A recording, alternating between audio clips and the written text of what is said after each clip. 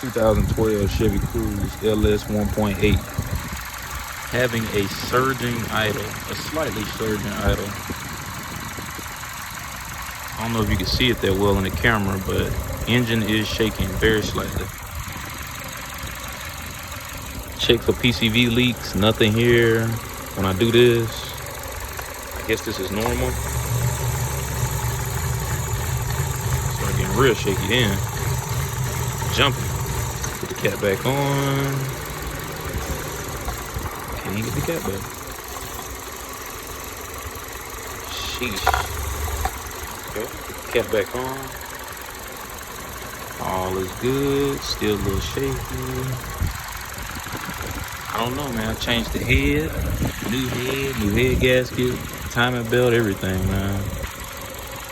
Just has like a surging idle. Understand? Any help would greatly be appreciated.